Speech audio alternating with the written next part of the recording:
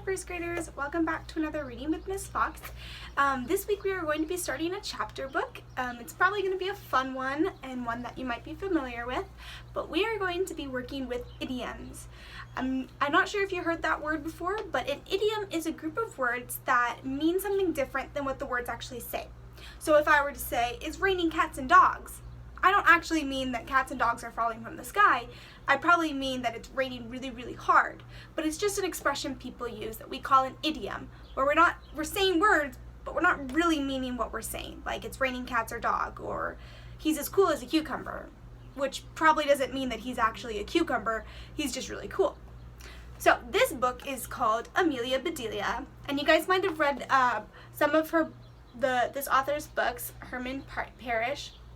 Amelia Bedelia, there's a lot of different books out there, from chapter books to shorter books. So we have one here today. It is a chapter book. It's called Amelia Bedelia and Friends, The Cat's Meow. So we're going to read all about Amelia Bedelia and her friends, and as we go along we're going to be hearing some idioms, and we're going to be pointing them out as we go and at the end of the chapters and recounting them. And I want to see if you guys can come up with any idioms on your own that aren't mentioned in the book, such as it's raining cats and dogs. And if you do, comment them down below. We're going to start this book today, and we're going to read a couple chapters each day, but it'll take us a couple days. So stay tuned and continue to check in so that you don't miss out any part of the story. All right, let's begin with chapter 1. Amelia Bedelia and Friends, The Cat's Meow. Chapter 1, If at First You Don't Succeed. Remember, people, said Miss Garcia, Amelia Bedelia's science teacher at Oak Tree Elementary, all great inventors think outside the box. Amelia Bedelia looked at her friend Joy and shrugged. Teachers are always telling them to think outside the box, but Amelia Bedelia rarely stood in a box to think, and neither did any of her friends. But Amelia Bedelia had also never invented anything famous, at least not yet. Not a light bulb like Thomas Edison, or shampoo made of peanuts like George Washington Carver, or a chocolate chip cookie like Ruth Wakefield, or even a pair of earmuffs like Chester Greenwood. An inventor starts with a problem and then finds a solution that doesn't already exist, Miss Garcia continued. So let's think about that for a minute. What is a problem that you would like to solve? Amelia Bedelia's friend Cliff waved his hand. Too much homework, he shouted. Some of the other kids groaned and agreed. Okay, so what could you invent to help with that? Asked Miss Garcia. A machine that does my homework for me? Cliff suggested. Fun, but would that solve the whole problem? Miss Garcia asked. You wouldn't have to spend so much time doing homework, true, but you wouldn't learn anything, and then you'd be stuck at Oak Tree Elementary forever. Like our big oak tree out front, said Penny. Can someone come up with an invention to help Cliff out? Asked Miss Garcia. Joy had an idea. How about a helmet that beams homework directly from your head onto the paper? Then you'd still learn stuff, but you wouldn't have to spend so much time writing everything down. You could do your homework while you're having fun, even when you're asleep. Excellent idea, said Miss Garcia. Anybody else have a problem they'd like to solve with an invention? I hate lima beans, said Penny, and my mom makes me eat them all the time. Oh, a lot of people have that problem. What's your invention? Asked Miss Garcia. Penny drummed her fingers on the desk. A special ring that converts lima beans into chocolate, she said. You could use it right at the table. Fantastic! Amelia Bedelia, what about you? Do you have a problem you'd like to solve? Said Miss Garcia. Amelia Bedelia thought about this. Mostly she figured that her life was pretty good. Sure, some days she would rather stay home and bake than go to school, but when she thought about how much fun it was to see her friends, she changed her mind.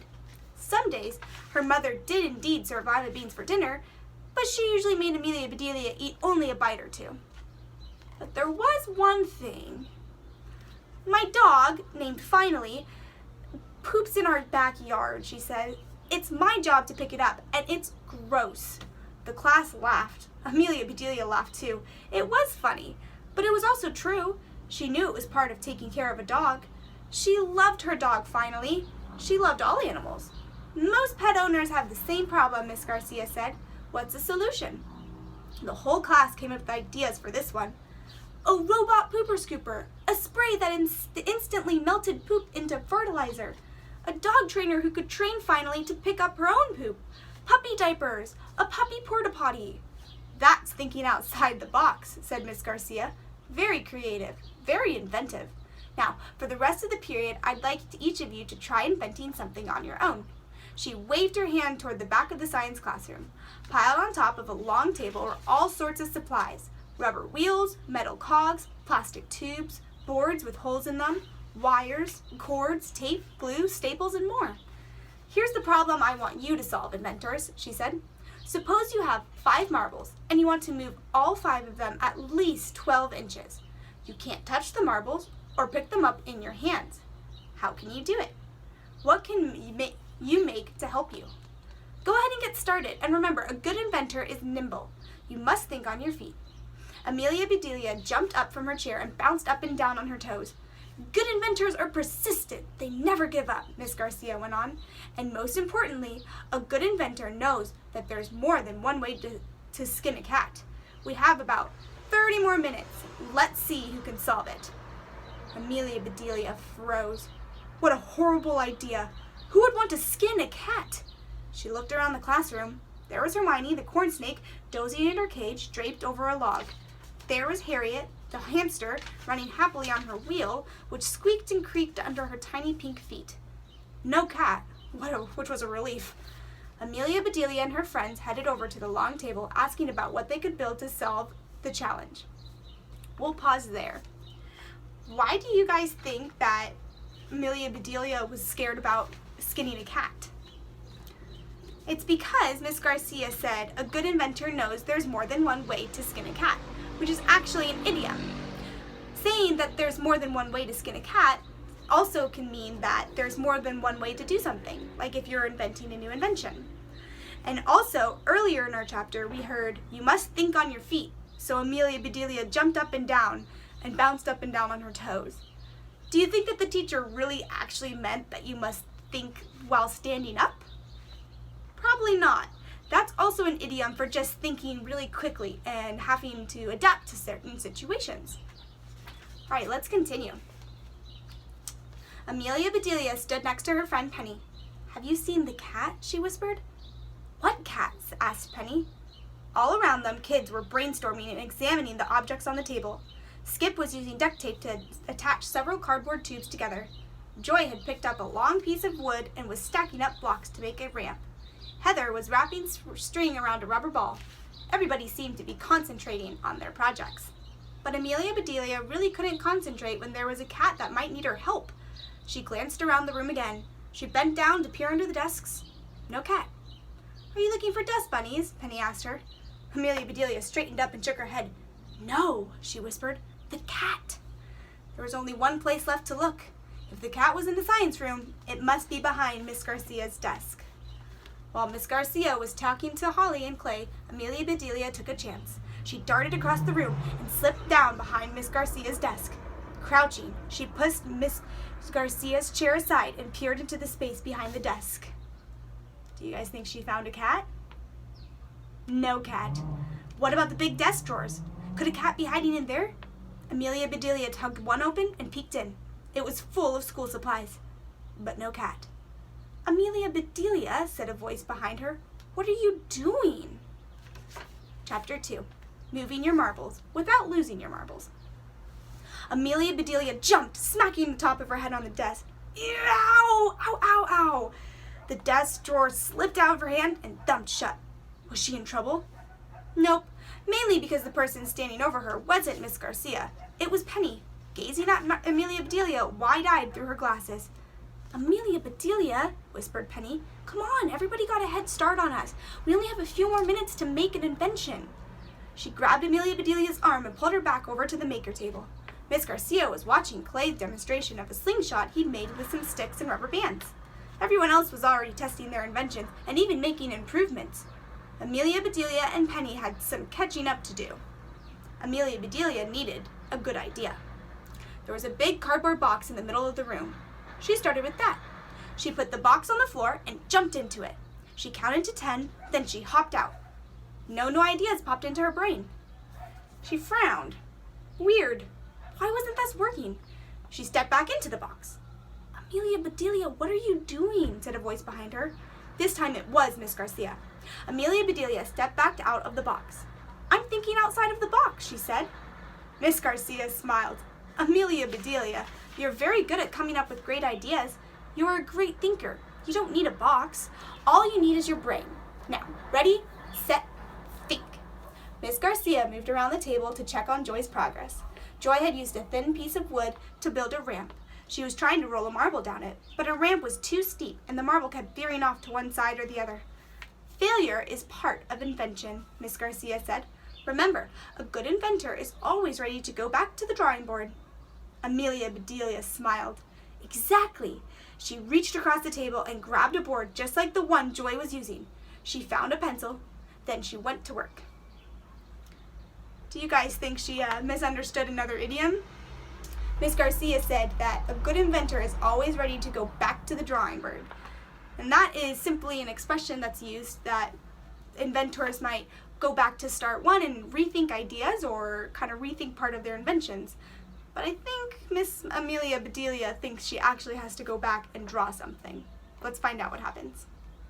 The science room was quiet except for the sound of marbles rolling, tape unrolling, and Harriet scampering on her wheel. Amelia Bedelia concentrated on her board, sketching out her idea. Anyone have an invention ready to go? Miss Garcia finally asked, breaking the silence. Amelia Bedelia raised her hand. Okay, come over and show us all, said Miss Garcia, pointing to a small table on the other side of the science room. 5 white marbles sat on the table. Miss Garcia had used masking tape to mark off a distance of 12 inches. Can you get the marbles from here to there without touching them? Miss Garcia pointed to the start line and the finish line. Amelia Bedelia nodded as her classmates gathered all around. She kneeled and slipped her board underneath 2 of the table legs. Now the table was tilted, with one end, the end closest to the starting line, a little bit higher than the other. Slowly, the marbles began to run across the surface of the table. When they had almost reached the 12-inch mark, Amelia Bedelia slipped her board out from under the table legs, and the marbles rolled to a stop. Whoa, you did it, said Clay, giving Amelia Bedelia a high five. I went back to the drawing board, she said, and it worked. Here in the little picture is a picture of Amelia Bedelia actually going back to her drawing board. So it worked for her that time. Skip had made a suction cup tube with paper towel rolls and a turkey baster, but he could only get 1 marble to the finish line. Keep thinking, said Miss Garcia. Is there another way to approach this problem? Joy had constructed a ramp out of a board and blocks, and she had taped together a paper scoop to pick up the marbles so she could place them on top of the ramp. But 3 of her marbles fell off the ramp before they'd moved 12 inches. Keep making improvements, said Miss Garcia.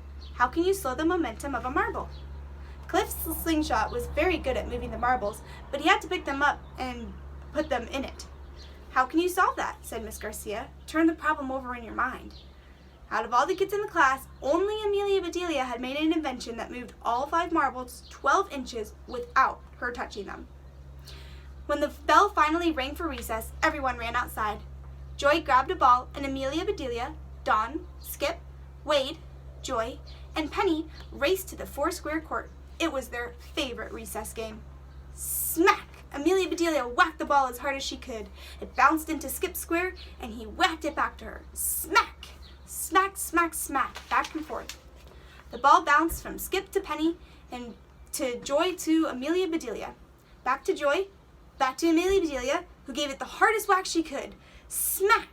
The ball whizzed into Penny's square, bounced once, and kept going. Penny lunged for it, but missed. She was out. The ball was out, too, out of the 4-square court. It rolled over the playground and bounced down a little hill, scattering wood chips. I'll get it, yelled Amelia Bedelia, chasing after the ball. The ball gained speed as it headed down the hill, just as the marbles had gotten faster when they headed down Joy's ramp in the classroom. It bounced across a little patch of grass and rolled between some trees in the far corner of the playground. Amelia Bedelia plunged right after it. And that is where we're going to stop for today. Do you guys think that Amelia Bedelia will get the ball, or will something stop her?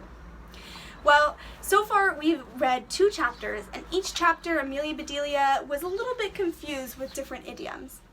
In the first chapter, she was confused by the term skinning, there's more than one way to skin a cat.